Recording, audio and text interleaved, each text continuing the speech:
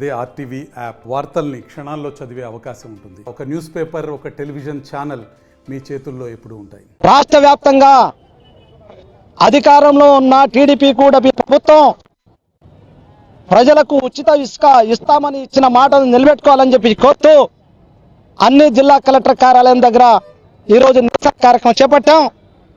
ఈ సందర్భంగా ఈ ప్రభుత్వానికి మేము కోరుతా ఉన్నాం, అయ్యా మీరే ఎన్నికల కోసం, ఓట్ల కోసం ప్రజల్ని మభ్యపెట్టి మేము అధికారంలోకి వచ్చిన వెంటనే ఉచిత ఇసుక విధానాన్ని అమలు చేస్తాం, ప్రజలందరూ బ్రహ్మాండంగా ఇల్లు కట్టుకోవచ్చని చెప్పారు.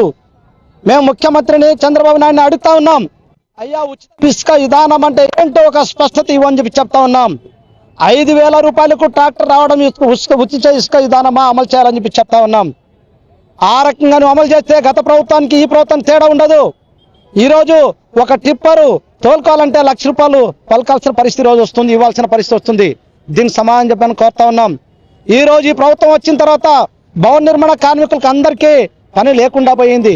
గతంలో లేదు, కనీసం ఈ ప్రభుత్వం వచ్చిన తర్వాత కనీసం పనులు దొరుకుతాయంటే ఈ ప్రభుత్వం వచ్చిన తర్వాత కూడా ఎక్కడ కూడా పనులు దొరకట్లేదు. ఎందుకయ్యా పనులు దొరకట్లేదంటే ఎవరైతే ఇల్లు కట్టుకోవాలని యజమానులు కానీ లేదు బిల్డర్లు కానీ ఇసుక ఖరీదైపోయింది, నిర్మాణ ఖర్చులు పెరుగుతున్నాయి, అందుకోసం ఇల్లు కట్టుకోవాలనుకో ఆపెట్టే పరిస్థితి ఉంది. అంటే నిర్మాణ రంగం వేగంగా పెరగాలంటే ప్రధాన భూమిక ఇసుక. అట్లాంటి ఇసుకను ప్రకృతి ప్రసాదించిన ఇసుకను కూడా ఈరోజు బంగారులాగా ఆమెట్టిన ప్రయత్నం చేయడం ఇది దుర్మార్గమైంది. అందుకోసం మీరు ఎన్నికల ముందు ఏదైతే చెప్పారో ఉచితంగా ప్రజలకు ఇసుకను ఇస్తామని చెప్పారో తక్షణ మీద అమలు చేయాలని కోరుతా ఉన్నాం.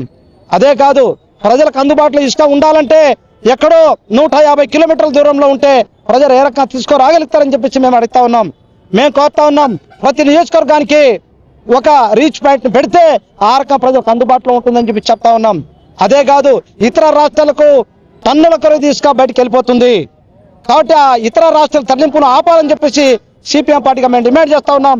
అందుకోసం ఈ ప్రభుత్వం తక్షణంగా తమ ఇచ్చిన వాగ్దానం అమలు చేయకపోతే మాత్రం రాబోయే కాలంలో పెద్ద ఎత్తున ఉద్యమాన్ని చేపట్టాల్సి వస్తుందని ఈ ప్రభుత్వానికి నేను హెచ్చరిస్తా ఉన్నాం. మరిన్ని వీడియోస్ కోసం ఛానల్ ని సబ్స్క్రైబ్ చేయండి, లేటెస్ట్ అప్డేట్స్ కోసం వాట్సాప్ ఛానల్ ని ఫాలో చేయండి అండ్ లింక్ డిస్క్రిప్షన్ లో ఉంది.